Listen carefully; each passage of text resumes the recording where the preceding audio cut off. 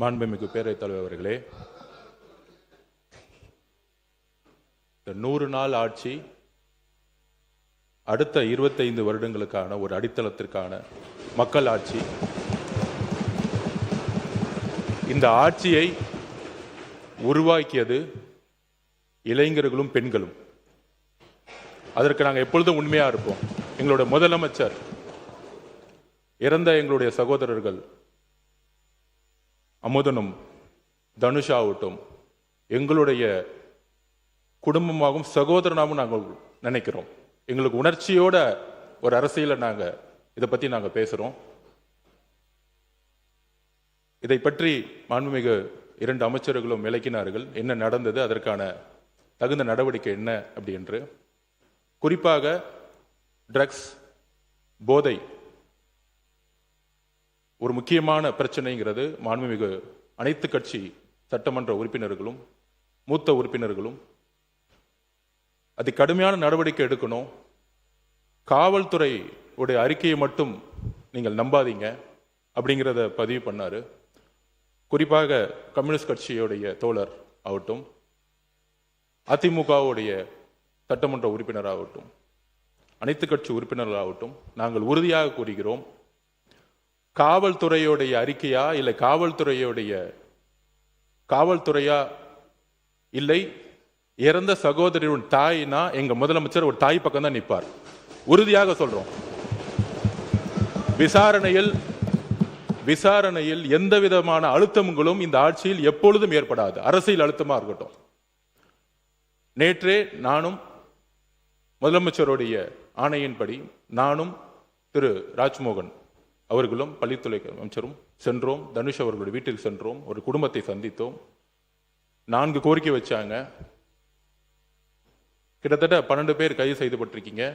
இன்னும் சில பேர் இதில் இருக்காங்கன்னு சொல்ல உடனடியாக முதலமைச்சரோட கவனத்துக்கு சொன்ன விசாரணை நடந்துகிட்டு இருக்கு. இறந்த தனுஷோடைய அடக்கம் இடத்துல ஒரு கல்லறை வேணும்னு சொன்னோம். உடனடியாக முதலமைச்சர் அந்த கல்லறைக்கான இடத்தை ஐடென்டிஃபை பண்ண சொல்லியிருக்கிறாரு. அவர்களுக்கான வன்கொடுமை சட்டத்தின்படி அவர்களுக்கான உரிய இழப்பீடை இன்றைக்கு கலெக்டருக்கு கொடுக்க சொல்லி முதலமைச்சர் உத்தரவிட்டிருக்காரு. இதோடைய வெளிப்பாடுதான் தற்போதைய ஆட்சி பொறுப்பேற்ற உடனே மாண்புமிகு முதலமைச்சர் அவர்கள் கையெழுத்திட்ட 3 திட்டங்களில் anti narcotics task force ANTF திட்டம் ஒன்றாகும். இத்திட்டத்தின் முக்கியத்துவம் கருதி இத்திட்டத்திற்கு ரூபாய் 264.14 கோடி நிதி மாண்புமிகு முதலமைச்சர் அவர்களின் உத்தரவுப்படி ஒதுக்கீடு செய்யப்பட்டு மாநிலம் முழுவதும் 65 ஆன்டி நார்கோட்டிக்ஸ் டாஸ்க் ஃபோர்ஸ் அலகுகள் உருவாக்கப்பட்டுள்ளன. எனவே இந்த அரசு தமிழ்நாட்டிலிருந்து போதைப் பொருள் பழக்கத்தை அடியோடு வேறறுக்க வேண்டும் என்பதில் மிக உறுதியாக உள்ளது. இந்த நடவடிக்கையில் அரசு எந்தவித சமரசமும் செய்து கொள்ளப் போவதில்லை. ஆனால் நான் குறிப்பிட்ட கம்யூனிஸ்ட் தோழர்களை பற்றி பேசினேன், அதிமுக தோழர்களை பற்றி பேசினேன். நான் திமுக பற்றி பேசவே இல்லை. திமுகவுடைய எதிர்கட்சி என்ன சொல்ல வர்றான்னு தெரியாம நிறுத்துக்கணும். என்ன திமுகவுடைய எதிர்கட்சி அங்க 57 பேர் இருக்காங்க. நாங்க எந்திரிச்சோம்னா அந்த சபையை அவங்க பேசவே முடியாது. எதிர்கட்சி தலைவர் பேசும்போது நாங்க எந்திரிச்சோம்னா அதாவது மாண்புமிகு சபை என்ன பேச விடுங்க. மாண்புமிகு பொதுப்பணித்துறை அமைச்சர் சொன்ன கருத்தை நான் ஏற்க முடியாது. பொதுப்பணித்துறை அமைச்சர் சொன்ன கருத்தை ஏற்க முடியாது. அதை மட்டும் அவை குழு நீக்குகிறேன். நீங்க பேசுங்க. யாரும் சொல்லிட்டு நீக்கிட்டு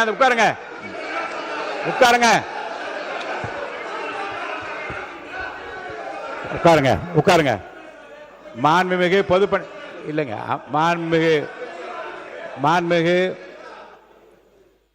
மாண்புமிகு பொதுப்பணித்துறை அமைச்சர்கள் கடைசியில் கூறிய வாசகம் மற்றும் நீக்கப்பட்டு சொல்லிவிட்டேன். நீங்க உட்காருங்க. நீங்க எனக்கு புரியல. கொறடா அவரா இல்ல நீங்களான்னு எனக்கு தெரியல. உங்க கொறடா நிக்கிறார், நான் நிக்கிறேன். நீங்க தொடர்ந்து பேசினா என்ன அர்த்தம்? மாண்புமிகு பொதுப்பணித்துறை அமைச்சர்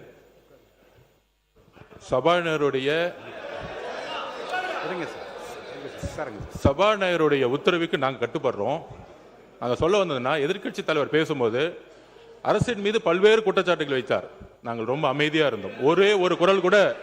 ஒரு குரல் கூட நாங்கள் பேசல. ஆனால் ஒரு ஜனநாயகப்படி எங்களுடைய கருத்துக்களை கேட்க வேண்டும். அதற்கு எதிர்க்கட்சி தலைவராக இருக்கும் கொறடாவும் அதுக்கு ஒரு ஆணையிடணும். நாங்க எந்திரிச்சு பேசும்போது குரல் கொடுக்கிறது அவைக்கு உடைய மரபு மீறிய செயல்ங்கிறத நான் திருப்பி பதிவு பண்றேன். அப்ப ஆதாரத்துடன் பேசுறேன். இப்பொழுது எதிர்க்கட்சி தலைவராக இருந்தவர் அன்றைக்கு டெப்டி சிஎம் இருந்தாரு. திமுக ஆட்சியுடைய இந்த போதை பழக்க வழக்கம் இந்த 100 நாளை ஏற்படுத்த முடியாது. இந்த போதை பழக்க வழக்கம் நாங்கள் திருப்பியும் பதிவு பண்றோம். 2020 வரைக்கும் 2020க்கு முன்பு தமிழ்நாட்டில் போதை கலாச்சாரம் இல்லை, உறுதியாக நாங்கள் கூறுகிறோம். ஆனால் இந்த கலாச்சாரம் எங்க ஆதாரம் இங்க இருக்கு. ஆதாரம் ஒரு பேச விட சொல்லுங்க. தைரியம் இருந்தால் என்ன பேச சொல்ல விடுங்க. பேசுங்க பேசுங்க. உண்மை இருந்தால் அமைதியா இருக்கணும். உண்மையற்றவர்கள் தான் சவுண்ட் கொடுப்பாங்க. உண்மை இல்லைன்னா பயம் எந்திரிச்சு கத்த ஆரம்பிச்சிருவாங்க. எங்க பக்கம் உண்மை இருக்கு, என்கிட்ட உண்மை இருக்கு. ஒரு போதை கலாச்சாரம் தமிழ்நாட்டில் அதிகமா உருவாச்சுன்னா எங்க முதல்ல பிரச்சனை வரும்னா குழந்தைகள் மீது பாலியல் வன்கொடுமை உருவாக்கப்படும். போதை கலாச்சாரம் உருவாகும் பொழுது குழந்தைகள் மீது பாலியல் வன்கொடுமை அதிகமாகும். இதுதான் ரெண்டுத்துக்கான நெருக்கம். அதுல 2020 தமிழ்நாடுடைய காவல்துறை அறிக்கை சொல்றேன். 2020 4338 கேஸ் போஸ்கோ வழக்கு. 2021 6064, கிட்டத்தட்ட 2000 கேஸ் இன்க்ரீஸ் ஆயிருக்கு. 2022 6580 கேஸ். 2023 6968 கேஸ். 2023 2024 குறிப்பாக இதை நோட் பண்ணிக்குவாங்க மாண்புமிகு பேரவைத் தலைவர்களே. 6968 இருந்து 10,046 40% போக்சோ வழக்கு அதிகமா இருக்கு. அப்பொழுது இப்ப நாங்க ஆன்டி ட்ரக்ஸ் போர்ஸ் போட்டிருக்கோம்.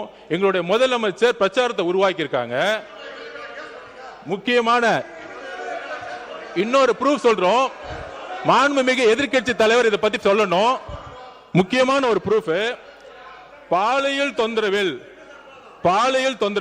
2.5 வயது பெண் குழந்தை பலி. கற்பழிச்சது திமுகவுடைய உறுப்பினர். 2.5 வயது குழந்தையை கற்பழிச்சது 2.5 வயது குழந்தையை கற்பழி திமுகவுடைய உறுப்பினர்.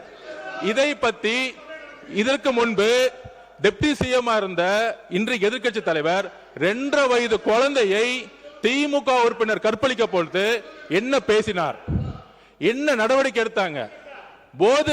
போதை ஆன்டி ட்ரக்ஸ்க்கு எதிராக எத்தனை மீட்டிங் இந்த 5 வருஷமா பதிவு பண்ணாங்க.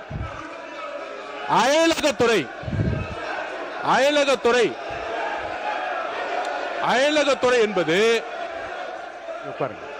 நீங்க உட்காருங்க.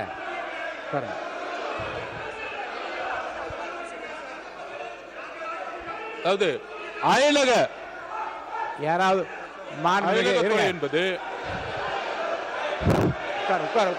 உட்காருங்க. நீங்க உட்கார சொல்லுங்க. மாண்புமிகு அவர் பேசி முடிக்கட்டும். மாண்புமிகு பொதுப்பணித்துறை அமைச்சர் அவர்கள்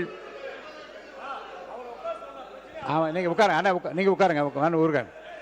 மாண்புமிகு பொதுப்பணித்துறை அமைச்சர் வரிசையாக வகைப்படுத்தி சில ஆதாரங்களை கொடுக்கிறார். இருங்க, நான் வாய்ப்பு தருகிறேன். அவர் பேசி முடித்ததும் உங்களுக்கு வாய்ப்பு தருகிறேன். நீங்க சொல்லுங்க, பதில் சொல்லுங்க. விவாதமே கூடாது என்றதல்ல. மாண்பு உறுப்பினர் பாருங்க, 55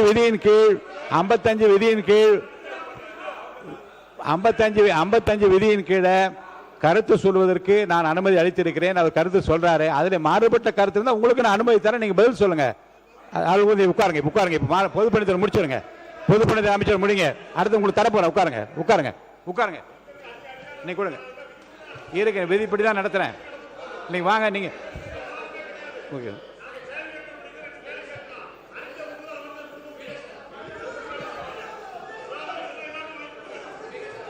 நான் எதிர்க்கட்சி தலைவருக்கு முழுமையா பேச வாய்ப்பு கொடுத்து தவறுன்னு சொல்றீங்களா? நீங்க அப்போ எவ்வளவு சொன்னார். நான் அமைதியான கேட்டு இருந்தேன். எல்லா உறுப்பினருக்கு அது பதில் சொல்ற உரிமை அவருக்கு இருக்கிறது இல்லையா? இல்லைங்க. மாண்பு எதிர்க்கட்சி தலைவர் பேசுகிற போது கவன ஈர்ப்பு தீர்மானத்தை தாண்டியும் தமிழ்நாடு முழுவதும் நடந்த பல சம்பவங்களை சொல்லுகிற போது அமைதியாக கேட்டு அதுக்கு பதில் சொல்வதற்கு உரிமை, ஒரு கலெக்டிவ் ரெஸ்பான்சிபிலிட்டி மந்திரிகளுக்கு இருக்கிறது. முதலமைச்சர் இல்லாவிட்டாலும் கூட ஒரு கலெக்டிவ் ரெஸ்பான்சிபிலிட்டி அடிப்படையில் அமைச்சர்கள் பதில் சொல்லுவார்கள். உட்காருங்க. அவர் பேசி முடிக்கட்டும். உங்களுக்கு தர வாய்ப்பு தர பேசுங்க. வாய்ப்பு தர பேசுங்க. சொல்லுங்க. மாண்புமிகு பேரவைத் தலைவர்களே, இந்த ஆதாரங்கள் எல்லாம் திமுக ஆட்சியில் போலீஸ் கொடுத்த அறிக்கை. இது வந்து தமிழக வெற்றி கழகத்தோட அறிக்கை கிடையாது. இது போலீஸ் முன்னாள் முதலமைச்சர் மு க ஸ்டாலின் அவர்கள் ஹோம் மினிஸ்டரா இருக்கும் பொழுது அன்றைக்கு கொடுத்த டிஜிபி, அன்றைக்கு கொடுத்த இருந்த எஸ்பிக்கள் கொடுத்த ஆதாரம் இது. போக்சோ வழக்கு கிட்டத்தட்ட 40-60% ஒவ்வொரு ஆண்டும் ஏறி இருக்கு.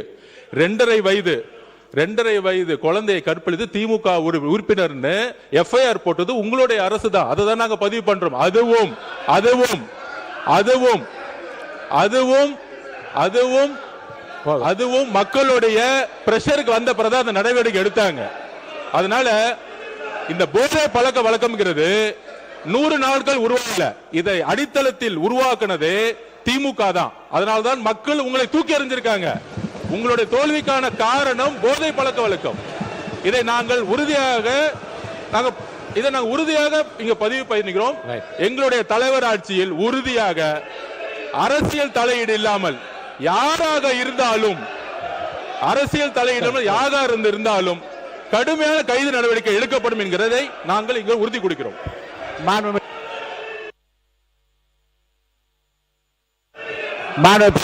அமைச்சர் அவர்கள் பேசிய பிறகு எதிர்க்கட்சி தலைவர் அவர்கள் நீங்க தொடர்ந்து உங்கள் கருத்துக்கள் நீங்க பதிவு செய்யலாம்.